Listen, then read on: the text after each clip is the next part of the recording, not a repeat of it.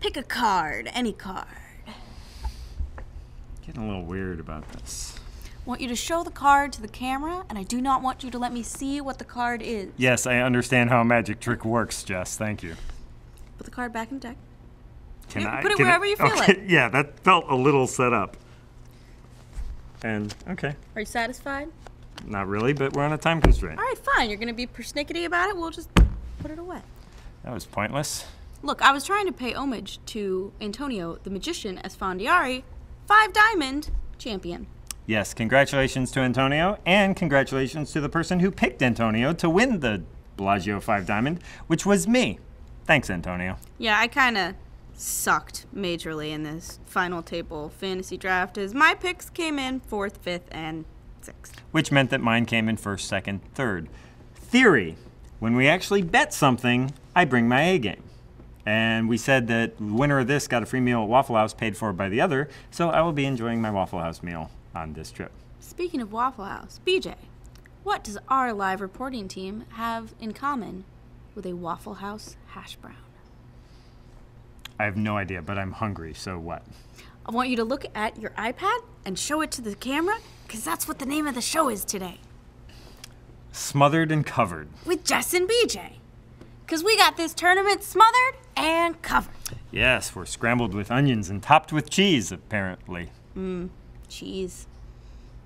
I'm sorry, we're in Biloxi, and I can't help but think about cheese grits when we're here, because the food here is so phenomenal that it's just all that's on my mind. It's on the room service menu. It's across the street at the Waffle House. It's in the barbecue restaurant downstairs. There's just a lot to love about this place. Yeah, a lot of food as well. This casino is right up my alley. A barbecue restaurant on property. Kudos, Beau Rivage. You know, there are things to like besides the food. Tournament staff here is a lot of fun. Johnny Grooms is Love Johnny Grooms. Such a character. Nicest, funniest TDs in the business. For sure. And just a good tournament all around, good vibe. And there are a lot of people I know who are always really excited to come here year in and year out. Including me. Hey, look in your pocket. Oh, God, is this one of those tricks? There's nothing in my pocket. Look in your other pocket. It's your card! Have you been? No, it's not. Ace clubs, not my card. Nice try, though, but... All right, anyways. Okay, but this tournament. Magic was last tournament. This tournament. Fine, this tournament. What happened at this tournament? Well, last year we had 208 players. This year we beat it. Not by a lot, but higher than expectations. 214 players. It's Magic! Yeah, it's not. Oh. Including a player we haven't seen since last year, Bill Edler, the stunning one, who won the Beau Rivage WPT event in 2007. The very first Beau Rivage WPT event, which was actually the Gulf Coast Poker Championship. It was in the fall rather than January. Poker Championship, but we saw Bill Edler, which was a pleasant surprise, but we lost him in level 2, which was an unpleasant surprise. But yeah, hopefully we'll see him again. He was soon. one of several casualties on the day. In the end, we had about 144 left with Robert Keller as the chip leader, 179,000. He kind of jumped out to that chip lead at the very late stages of the event. We all kind of had our eyes on Gavin Smith, who held the chip lead probably from about level 3 onward. About the middle of the day to the end, Gavin was in control, and then Robert Keller third to last him hand of late the night. Robert had picked up a lot of chips. I think he got a lot off of Ryan D'Angelo, who was at his table being very, very active. And then Tom Braband was moved to his table, and they got in a boat-over-boat situation for about 90,000 chips, which just sent him soaring over to the Gavin. top. We have such a big chip leader with 179 compared to Gavin's 144. It begs the question that is our over-under today. Yes. How many chips is the end of day 2 chip leader going to have? Bookie set the line at 312,000. Do you want to go first since you won the fantasy? I will go first. Even if you throw out the chip leader, Gavin finished with about 145,000. I think we'll lose over half the field, and if you double that, that goes to about 290, and I think we're going to go a little bit higher than that. I'm going to take the over. I'm going to take the over as well, looking at some of the bigger stacks in the field, like Andrew Lichtenberger, Joseph Chung. They have the ability to really amass chips really quickly, so I'm going to take the over as well. All right. We'll see if we're right or the bookie. Hey, look under here. Under the rail. Really? The trick is still going? Oh, boy. It's your card! Nope. Queen of Diamonds. Still not. I almost told you what my card was. Still not my card. So it's not the Queen of Diamonds. That's what that means, yes. All right. Well, In today's field, we had Bill Edler, past champion. We also had 2 past champions from the Southern Poker Championship, Hoyt Corkins and Alan Carter, who were seated right next to each other all day long. They were one of several duos that were kind of big stories for day ones that were capturing people's interest. What were some of the other ones? Jonathan Little, who bubbled the final table of the year Bill Edler won, finishing in 7th. Had the chip lead with 7th left, and then bubbled. That was his Player of the year. His father is in this tournament with him. Larry Little bought into a satellite for $100, parlayed that into a ticket into his first WPT event, and is trying to do better than Jonathan. But he's got an uphill battle. Jonathan finished with over 90,000 to be in probably the top 10, top 15. Larry Little finished below average with about 20, but still comfortable headed into tomorrow. That was a really good round. They weren't at the same table. I don't know if the neighboring father-son tables. rule, but yeah, they were. Seat 5 at tables right and next to then he each got other. moved, and you could see Jonathan kind of walking over and checking in on him. You had Hoyt and Alan at the same table, kind of palling it up until the very end of the night. And then you also had 2 players at the same table that really were going back and forth and had a bit of a camaraderie going in the form of Joseph Chung and Randall Flowers. Lubricated by alcohol, I hear. Yes, they started drinking very early on. Randall said that Joseph drove him to the bottle about 45 minutes into play after dropping a big hand to him.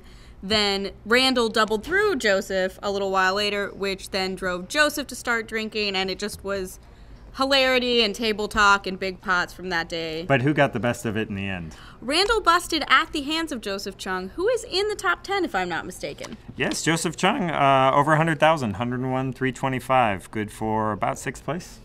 Nicely done, Joseph. Go Joseph. Whoa. What? This just fell out of my notebook. Is it your card? No, of course it's not my card. I have a feeling we're going to go through like 52 of these, and you'll still somehow not have my card. So, well played. Ye of little faith. All right. Well, in addition to the recognizable old faces, we had a new player in this field. We did, who kind of like Larry got in on a bit of a discount with this one. Terry Hammock from Club WPT, paid the $19.95 monthly fee at Club WPT, played a tournament against 2,500 players, beat them, and boom, he's sitting in a 10K WPT event. Not just a 10K, he's never played live before, ever, and this is his first time playing live. He said he was having a really great time, really enjoyed seeing like Scotty win and Gavin Smith, and really enjoying himself. Ended the day with 21, which is less than starting stack, but still comfortable. He's still got a lot of big blinds. So, yeah. He was excited to see Gavin. I was excited to see Gavin because I had to congratulate him on his newborn. Congratulations, Gavin and Casey, on their new son, Kingston. Kingston, yes. Go Gavin. Maybe fatherhood will suit him in a poker sense. It seems to be suiting him in a poker sense. I have no idea what that means. I was with you because it feels like it, because he's got heaps of chips. Yeah, but he's Gavin. He's had heaps of chips before. It was just one of those, he was amassing them, and then they just kept... He held very steady. It wasn't one of those, I won one big pot. It seemed like he really had a good feel for his table, which was one of the tougher tables in the room today in terms of known pros being there. I feel like this could be a run for Gavin. I'm rooting for him. Love to see him go deep. It would be Bring nice. home another WPT title for Kingston. Go Gavin. Hey, look in your shoe.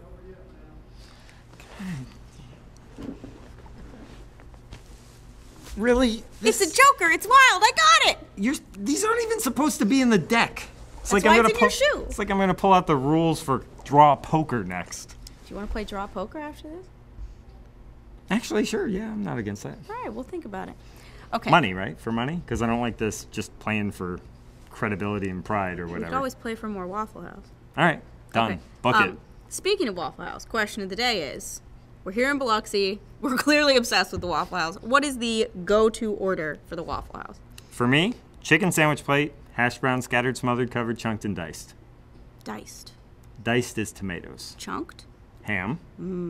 I like country ham at Waffle House along with cheese grits and usually just a couple eggs. I'm not a grits guy, but at Waffle House, the cheese grits are just grits with like a slice of cheese just sitting on top, right? Yeah, it's good stuff. That Stir it around, delightful. Oh, you mix it yourself. Okay, it's do-it-yourself cheese grits. Yeah. I don't know. I'm not a grit person. It's Sorry. fancy. Much like my magic trick, which is about to end with its grand finale, BJ.